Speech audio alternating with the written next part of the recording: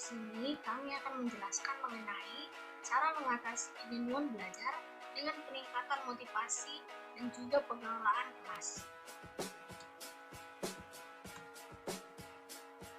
Kejenuhan belajar merupakan salah satu masalah yang sering dialami oleh siswa yang mengakibatkan menurunnya tingkat motivasi belajar, timbulnya rasa malas, dan menurunnya tingkat prestasi belajar siswa.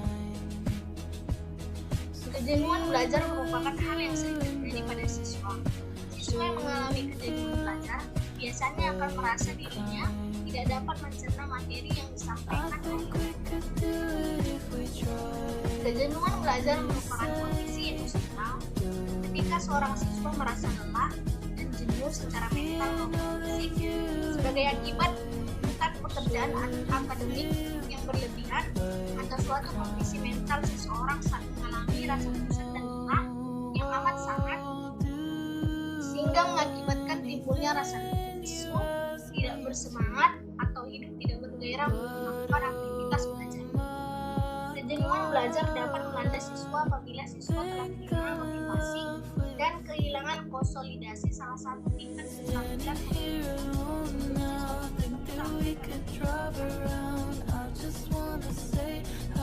apalagi dengan keadaan yang sekarang di mana kasus COVID-19 makin mengganas. Belajar dari rumah merupakan kebijakan yang diambil oleh pemerintah untuk menghindari angka penambahan kasus. Karena sekolah merupakan tempat berkumpulnya siswa dan guru untuk melaksanakan pembelajaran dan dapat menjadi tempat penyebaran COVID-19.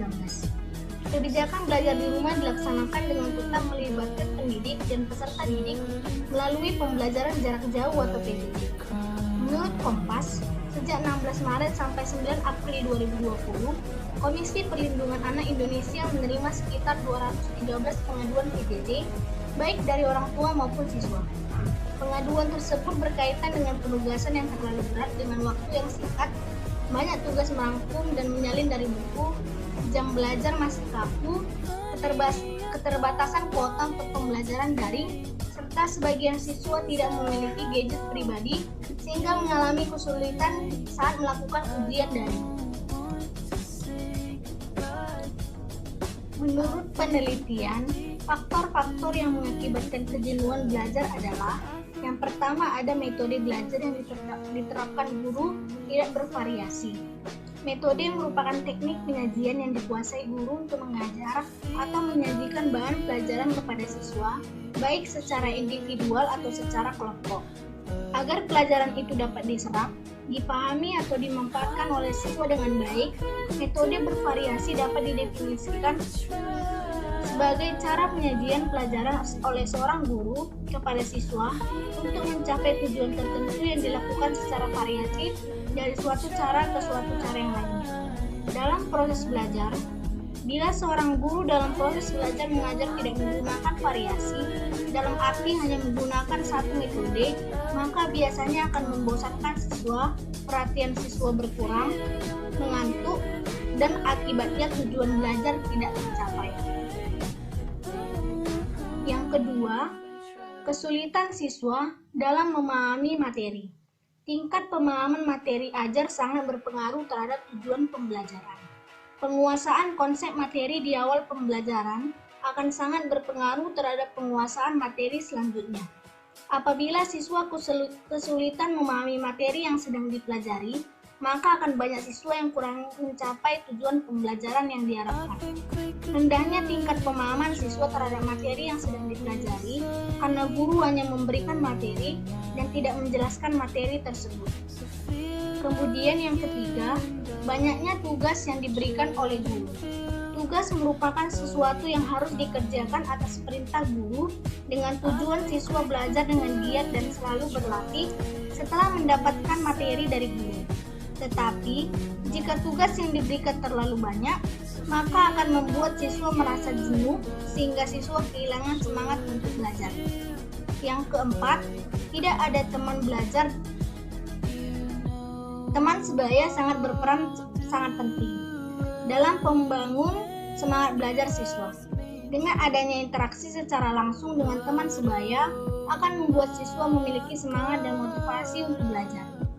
Selain itu, tingkat pemahaman materi siswa akan jauh lebih baik dibandingkan dengan belajar sendiri. Yang kelima, berkurangnya konsentrasi belajar. Pembelajaran jarak jauh tidak bisa terlepas dari handphone, tablet, laptop, dan komputer. Pembelajaran jarak jauh dalam jaringan membuat siswa merasa bosan dan kehilangan konsentrasi karena harus terus-menerus menatap layar handphone. Penyebab siswa kehilangan konsentrasi ketika belajar karena terlalu lama menatap layar handphone. Semua yang berkaitan dengan proses pembelajaran ada di handphone, seperti materi, tugas, hingga materi dari sumber lain bisa didapatkan melalui internet, sehingga menyebabkan siswa menatap layar handphone terlalu lama dari biasanya. Yang keenam, proses belajar pada masa pandemi. Berdasarkan data yang diperoleh peneliti di lapangan yang berkaitan dengan proses belajar mengajar di masa pandemi, sejauh ini siswa mampu mengikuti, tetapi masih membutuhkan bimbingan guru secara langsung terkait dengan materi yang sedang dipelajari. Metode pemberi tugas dan post-test hanya sebagai tolak ukur pemahaman materi siswa itu sendiri. Karena banyak kendala ketika pembelajaran jarak jauh secara daring, maka capaian belajar siswa tidak sama dengan kegiatan belajar mengajar di kelas seperti biasanya. Yang terakhir, kendala pembelajaran jarak jauh. Berdasarkan data yang diperoleh peneliti di lapangan yang berkaitan dengan kendala pembelajaran jarak jauh, memang cukup banyak kendala ketika pelaksanaan pembelajaran jarak jauh. Salah satunya yaitu keterbatasan kuota. Karena pembelajaran jarak jauh ini dalam jaringan, jadi kuota menjadi kendala yang sering sekali dijumpai. Guru perlu memberikan materi yang akan dipelajari kepada siswa. Begitu pula siswa perlu mengunduh materi yang diberikan oleh guru.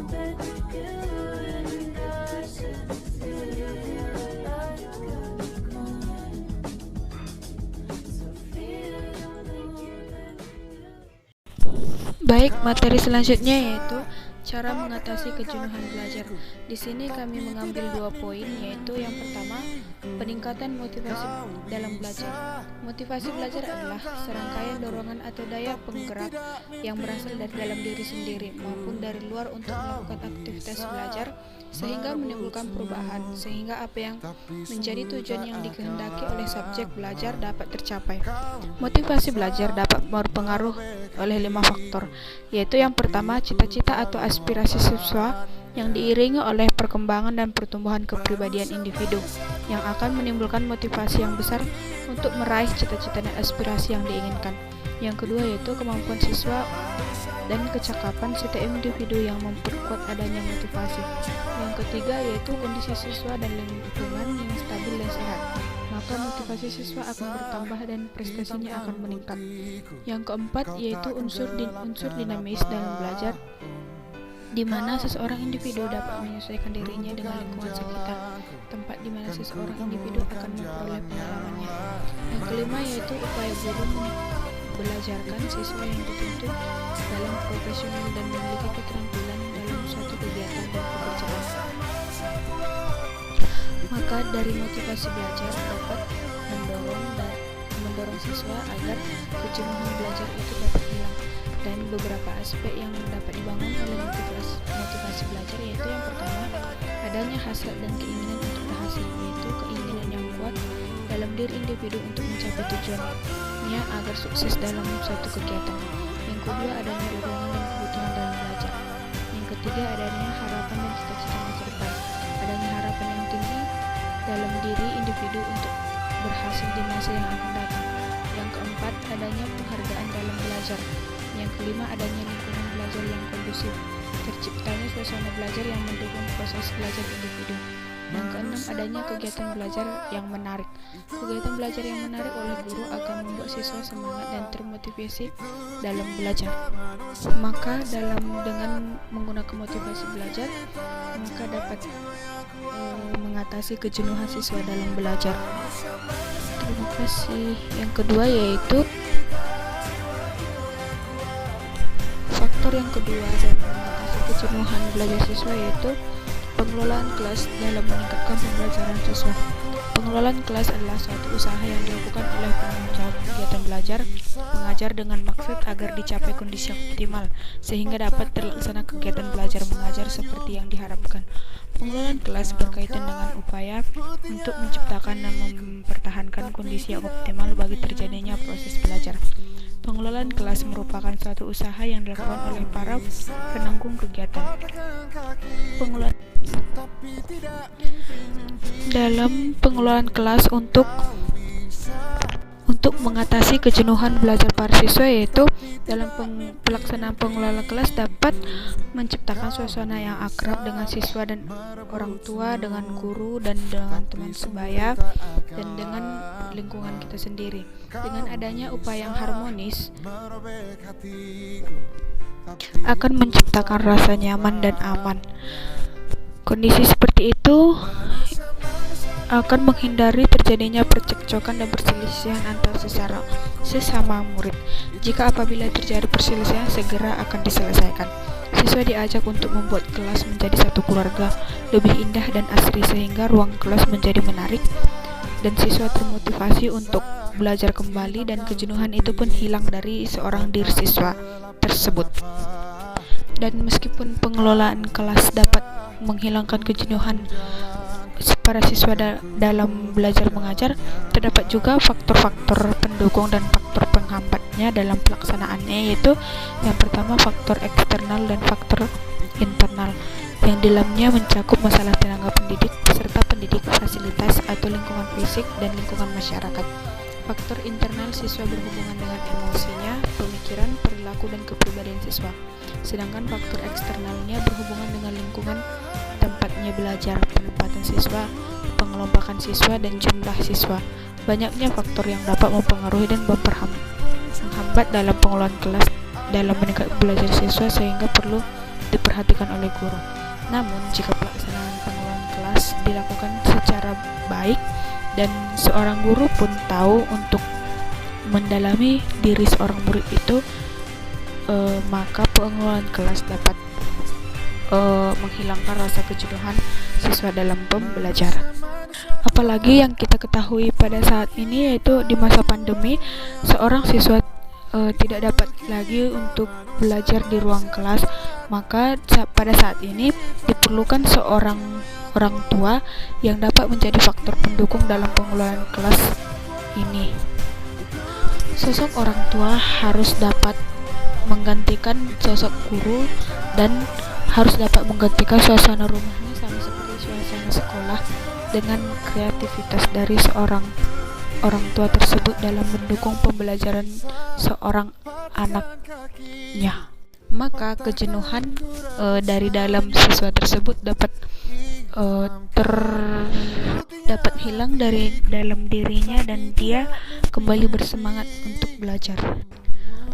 Baik, dari materi-materi yang kami bahas, dari mulai kejenuhan sampai cara-cara mengatasinya, di sini kami membuat kesimpulan, yaitu motivasi merupakan dorongan dasar yang menggerakkan seseorang dalam bertingkah laku dalam mencapai tujuan. Dengan demikian, yang dimaksud motivasi belajar peserta didik adalah keseluruhan daya penggerak di dalam diri mahasiswa yang menimbulkan kegiatan belajar proses sekolah yang menjamin keberlangsungan dan memberikan arah yang baik pada kegiatan belajar, sehingga tujuan yang dikehendaki oleh subjek belajar dapat tercapai.